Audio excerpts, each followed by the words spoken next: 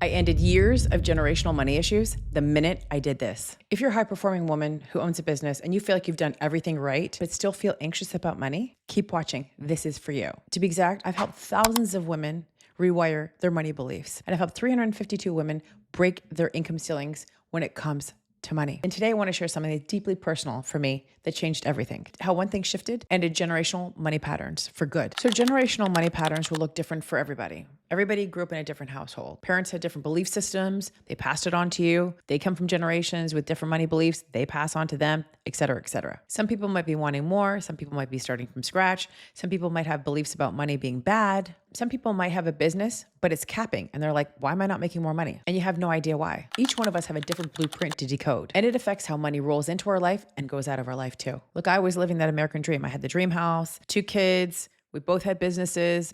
We were going to Europe in the summertime. We go to the Caribbean in the winter. We had our dream bodies, everything. Everything was perfect, except something was missing inside. Something was missing inside of me. Fast forward into my life where a lot of changes happened. And here I was being faced with losing my house. I thought, what the heck am I going to do? I'm going to probably lose my house. And I decided in that moment that losing my house was not an option because I was coming up with these plan B ideas in my head. And I said, you know what? I'm not going to have a plan B. Plan B is only allowing me to play small. And I'm not going to have it. This has to work for me and my children because I made a decision to leave my marriage and to start something new and to follow a brand new career because there was a calling coming to me. I had to do this. I had this spiritual awakening. All this shit was happening. It had to work. And during this moment, I realized there was a lot of fear that was tied up with my money. Fear and worry that wasn't belonging to me, but had been passed down to me. Beliefs that I could waste money. Beliefs that once money was spent, it was gone forever. And it kept me stuck. The fear that if I invested into a mentor, if I used my money to try and get ahead, that wasn't the right way. I should have saved my money. So just in case things should go wrong and bad in my life, instead of taking the risk and going for it. And I'm telling you, a lot of the things that were holding me back were not beliefs that I wanted to believe. They were not my beliefs. I remember during that moment where I had to make a really big decision that I either was going to go all in and go for it, or I was going to play it safe. And I realized the moment that I went all in for it, all of the fears that were tying up all of my next levels were just falling apart, just going away. I'm like, gosh, why was I staying stuck? I let fear affect me, but it wasn't the fear that I wanted to feel. It was fear that was passed down to me. And in that moment where I had this really big shift to make, I decided, you know what? I'm not going to spend the rest of my life being afraid about losing money. I'm going to decide that money's all around me. And I'm going to start regulating my nervous system to feel what it feels like to believe that money was on its way. Because a lot of people need money to feel safe. And I really believe that if you can feel safe without it, that is when it actually shows up for you because you've taken away the desperation, the fear, the worry that gets transmuted and put out into the world because you're always mirroring back what's going on inside of you. So in that moment, I shifted everything for myself, my children, and my bloodline and everything. In that moment, I decided. But I realized the emotional work that I had to do was I had an abandonment wound I had to work on. I felt like things left me. People left me because I had an abandonment wound. Money was no different. Money was going to leave me too. And when I realized that money was going to always be here and take care of me and stay, that shifted my abandonment around money. And if you're new to my channel, I believe money's masculine and the way we receive it is feminine, especially for A-type, high-performing women. We look at money to protect us, take care of us, and provide for us. If I could decide that money was always there for me, guess what? It would be there for me.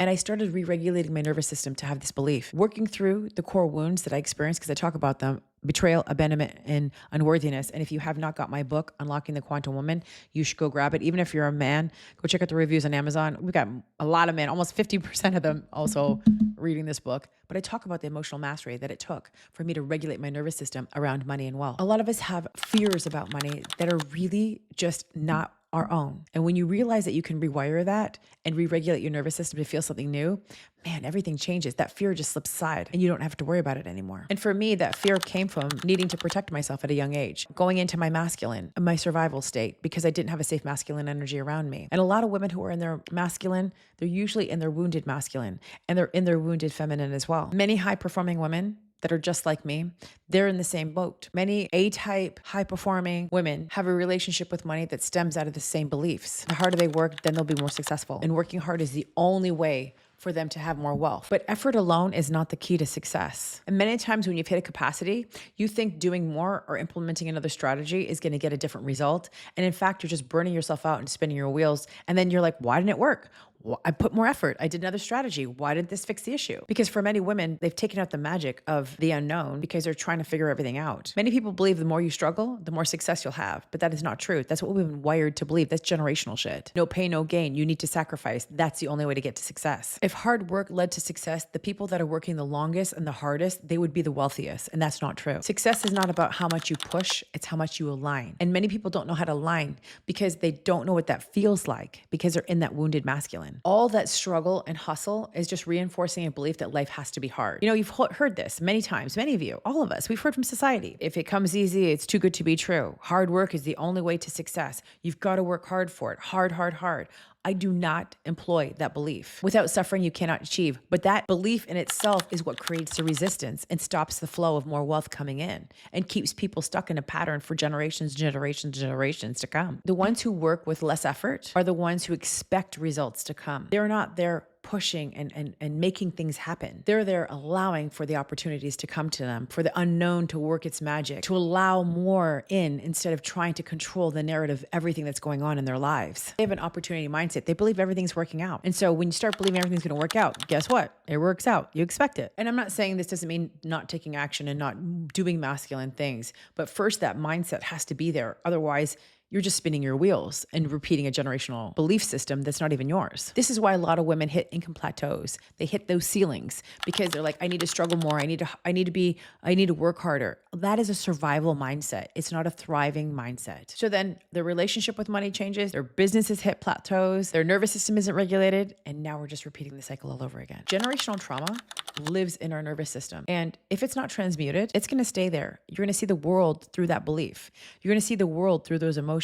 This is how you're going to live and operate because you're the blueprint for your life and business. And when you've got these core wounds that are happening, the generational trauma, your nervous system gets into survival mode. Like I just mentioned, you're constantly worried about what's going to happen. You've got your fight or flight. Your neuroplasticity is telling you this is like danger, danger, danger. This is what you keep repeating over and over again because this is what your subconscious believes because this has been programmed to believe. And if your nervous system is coded for survival, well, guess what? That also is entangled with scarcity. So there's going to be this desperation, like, where's the money? When is it coming in?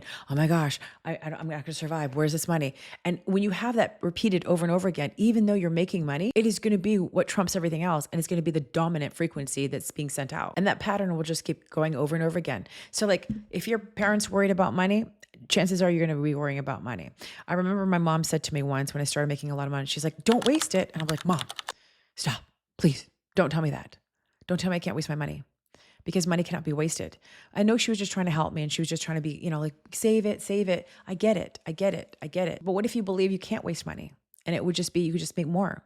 I'm not saying not to save. I'm not saying not to invest. I'm not saying not to do the things that you want to do. But when you have a belief it can be wasted, guess what? Every move you make with that money, you'll feel like it's gone forever and no more is coming back because waste means gone. I literally had to go back and reprogram my nervous system to feel safe with money and to feel safe without it. I had to teach my body what it feels like to be safe with wealth, to be wealthy, to be extraordinarily wealthy, that money wouldn't disappear or abandon or betray me, and that it was just mine to have just because. Here's some tips you can start implementing in your life right away. Tip number 1, notice when you feel your nervous system reacting to money. Maybe it's when you're making an investment or fees are going out of your business, or when you're shopping at Costco, like for me, or buying matcha tea. If you haven't heard my matcha story out, you have to look for it.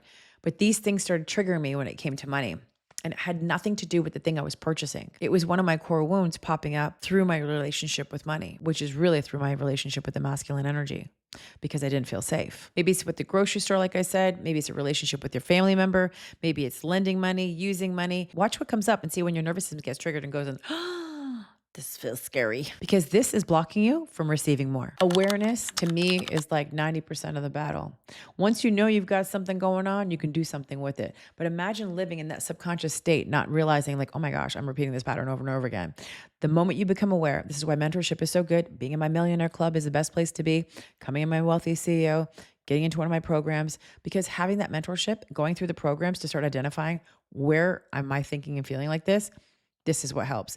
And check out my Unapologetically Rich podcast and my book. Like I told you, get this book. It's going to help you. These things are so important because awareness changes the game for everything. Now, when you're aware, ask yourself why. Why am I thinking this? Why am I feeling this? Why am I acting this way? Why am I behaving like this? Why do I feel fear? Why do I feel like money's leaving me? Why do I feel like this? This will lead you to the answers so that you can reclaim your power around money. Step number 2, somatic healing. I prioritize my healing around past trauma because I knew that created the resistance, which prevented me from programming my subconscious belief that I was wealthy. Because your subconscious is always going to keep you safe, right? It's programmed to keep you safe. And that programming comes from a past experience.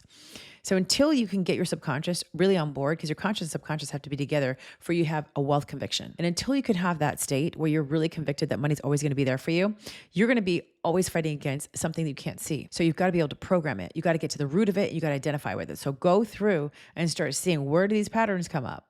Again, my book's going to help unlock a lot for you. And so will my programs. I started implementing practices every day so that I could have a new relationship with money, because there was no way in hell I was going to be the woman that didn't have all that success because of some belief that I had. There was no way in hell I was going to get a past experience, something in the past, affect my present and future about the success I was going to have. So I went in there and I found those things and I pulled them out from the root, and I kept working on it. I can tell you, if there's a money book out there, I read it. If there's a money thing out there, I did it. I did whatever it took. Some of y'all don't have time to read all that. That's why you have to come work with me. Get into the Quantum Woman Facebook group too. Step number 3, I rewrote the story and I took action. I started changing my perspective about wealth first and abundance. I had to get myself out of scarcity. I had a really bad victim mindset, and I had to shift that and change it, because it's not about the money. It's about your abundance thinking. It's about your belief systems when it comes to you being available for more. It comes down to so many different things, not actually the paper. People think it's about the money mindset, the paper, but really it comes down to the abundance thinking. So I went in there and I had to find every scarcity mindset belief that I had and get it out and put myself in an abundance thinking mindset, which really means going from a victim to an empowered person. And so when you can take responsibility for you being the reason why you are the way you are, and also you are the solution, everything changes. You then end the generational trauma, because now you're doing something new. Money Avenue started opening it for me. They're waiting there for you right now. You just have to just turn it and turn it on. So I really had to learn to love money. I mean, I was starting making these Snapchat things where money was falling from the sky. I'm like, I love money. Money's my boo. I was doing all kinds of things because I was like, okay, how do I get to a place where I am feeling safe with this masculine frequency when it comes to money? Because it might not for love for me at the time. I had to really feel it with money. How could I feel supported and taken care of and know that to the day I die, I'll always trust that money will take care of me. It'll always show up for me. I needed to do that because in order for me to get to that next level, I had to have that belief. All of us do. I learned to protect my boundaries. I learned to change my energy with money, and then everything changed. Check out the video on how to get into a rich girl era. I also have a video on the 5 things that help you become a millionaire. Keep watching.